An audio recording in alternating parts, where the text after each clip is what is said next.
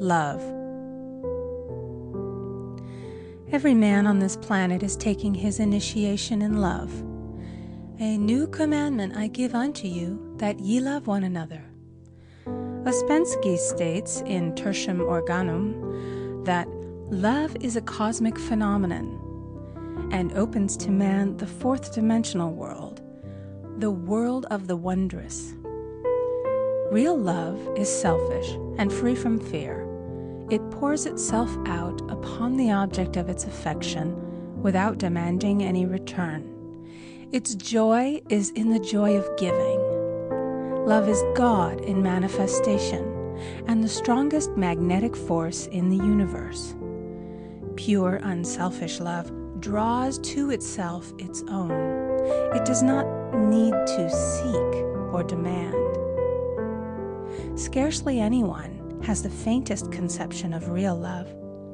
Man is selfish, tyrannical, or fearful in his affections, thereby losing the things he loves. Jealousy is the worst enemy of love, for the imagination runs riot, seeing the loved one attracted to another, and invariably these fears objectify if they are not neutralized. For example, a woman came to me in deep distress. The man she loved had left her for another woman and said he never intended to marry her. She was torn with jealousy and resentment and said she hoped he would suffer as he had made her suffer, and added, "How could he leave me when I loved him so much?" I replied, "You are not loving that man, you are hating him," and added, "You can never receive what you have never given. Give a perfect love, and you will receive a perfect love. Perfect yourself on this man. Give him a perfect, unselfish love, demanding nothing in return. Do not criticize or condemn, and bless him wherever he is." She replied, "No, I won't bless him unless I know where he is." "Well," I said, "that is not real love. When you send out real love will return to you, either from this man or his equivalent. For if this man is not the divine selection, you will not want him. As you are one with God, you are one with the love which belongs to you by divine right."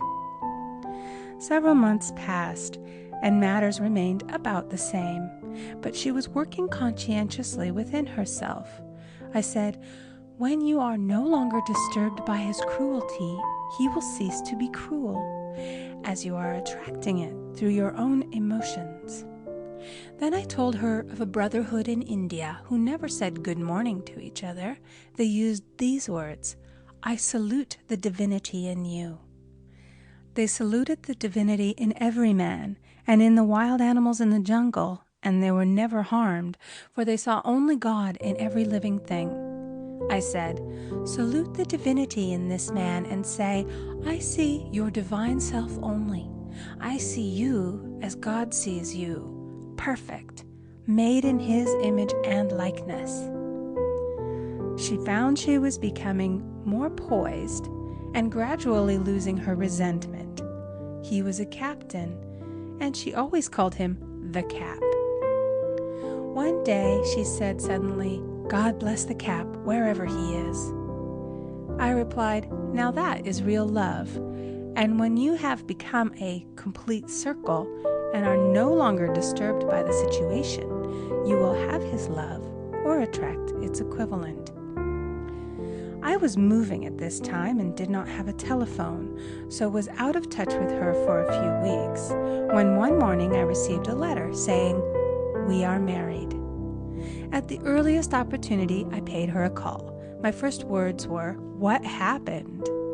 "Oh," she exclaimed, "a miracle. One day I woke up and all suffering had ceased. I saw him that evening and he asked me to marry him. We were married in about a week, and I have never seen a more devoted man." There is an old saying, "No man is your enemy, no man is your friend. Every man is your teacher." So one should become impersonal and learn what each man has to teach him, and soon he would learn his lessons and be free.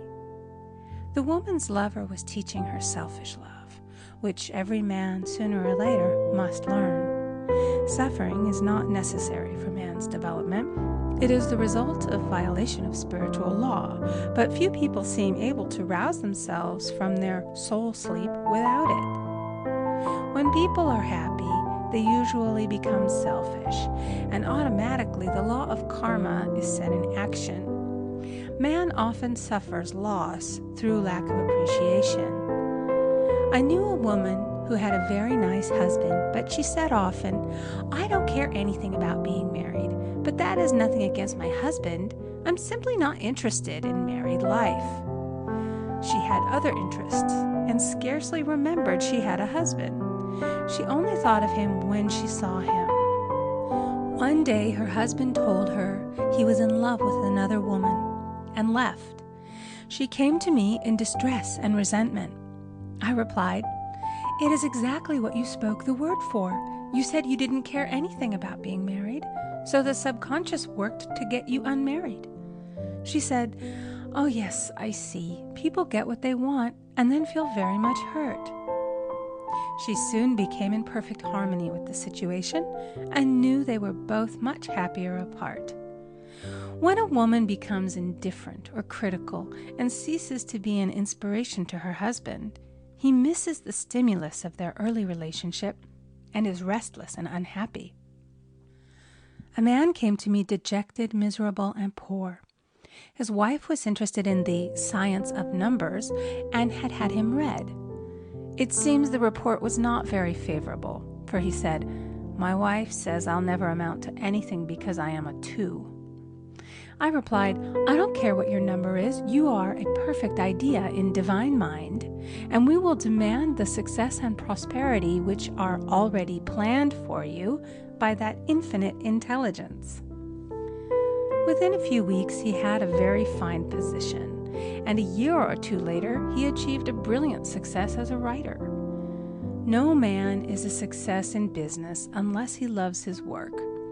The picture the artist paints for love of his art is his greatest work. The potboiler is always something to live down. No man can attract money if he despises it. Many people are kept in poverty by saying, "Money means nothing to me. I have a contempt for people who have it." This is the reason so many artists are poor. Their contempt for money separates them from it. I remember hearing one artist say of another, "He's no good as an artist, but he has money in the bank." This attitude of mind, of course, separates man from his supply. He must be in harmony with a thing in order to attract it. Money is God in manifestation, as freedom from want and limitation, but it must be always kept in circulation and put to right uses. Hoarding and saving react with grim vengeance. This does not mean that man should not have houses and lots, stocks and bonds, for the barns of the righteous man shall be full. It means that man should not hoard even the principal if an occasion arises when money is necessary. In letting it go out fearlessly and cheerfully, he opens the way for more to come in, for God is man's unfailing and unexhaustible supply. This is the spiritual attitude towards money, and the great bank of the universal never fails. We see an example of hoarding in the film production of Greed. The woman won $5,000 in a lottery, but would not spend it. She hoarded and saved, let her husband suffer and starve, and eventually she scrubbed floors for a living. She loved the money itself and put it above everything, and one night she was murdered and the money taken from her. This is an example of where love of money is the root of all evil. Money in itself is good and beneficial, but used for destructive purposes, hoarded and saved, or considered more important than love, brings disease and disaster and the loss of the money itself. Follow the path of love, and all things are added, for God is love, and God is supply. Follow the path of selfishness and greed, and the supply vanishes, or man is separated from it. For example, I knew the case of a very rich woman who hoarded her income. She rarely gave anything away, but bought and bought and bought things for herself. She was very fond of necklaces, and a friend once asked her how many she possessed. She replied, 67. She bought them and put them away, carefully wrapped in tissue paper.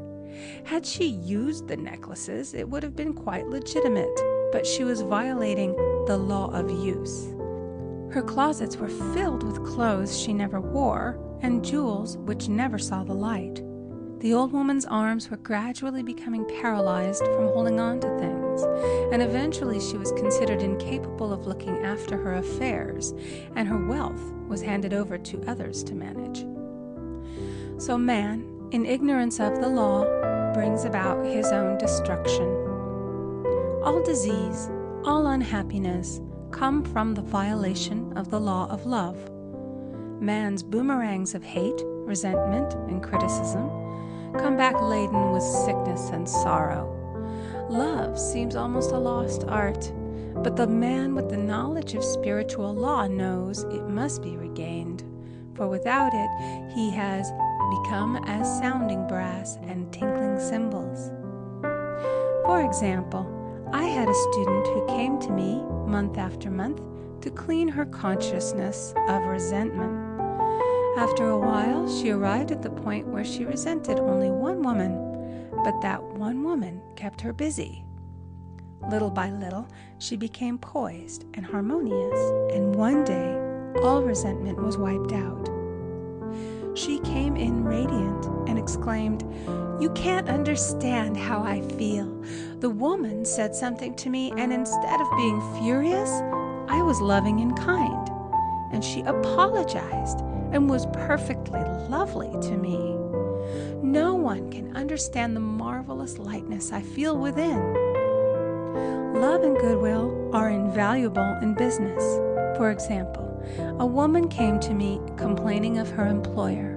She said she was cold and critical, and she knew she did not want her in the position. "Well," I replied, "salute the divinity in the woman and send her love." She said, "I can't. She's a marble woman." I answered, "You remember the story of the sculptor who asked for a certain piece of marble? He was asked why he wanted it, and he replied, 'Because there is an angel in the marble.'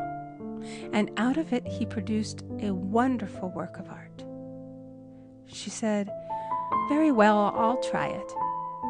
A week later she came back and said, "I did what you told me, and now the woman is very kind," and took me out in her car. People are sometimes filled with remorse for having done someone an unkindness, perhaps years ago. If the wrong cannot be righted, its effect can be neutralized by doing someone a kindness in the present. This one thing I do, forgetting those things which are behind, and reaching forth unto those things which are before. Sorrow, regret, and remorse tear down the cells of the body and poison the atmosphere of the individual. A woman said to me in deep sorrow, "Treat me to be happy and joyous, for my sorrow makes me so irritable with the members of my family that I keep making more karma." I was asked to treat a woman who was mourning for her daughter.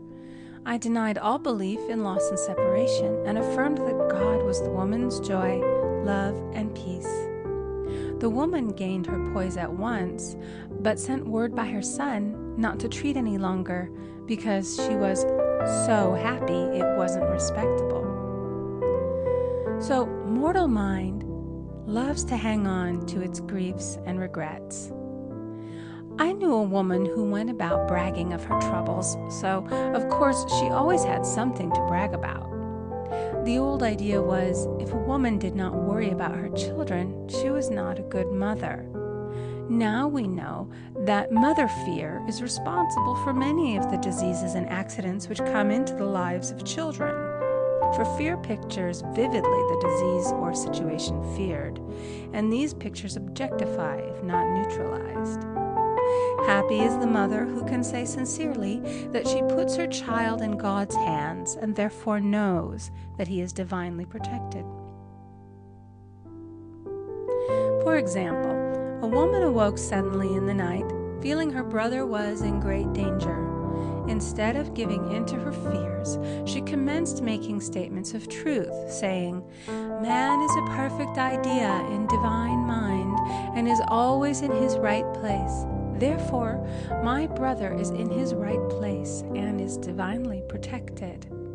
The next day, she found that her brother had been in close proximity to an explosion in a mine, but had miraculously escaped.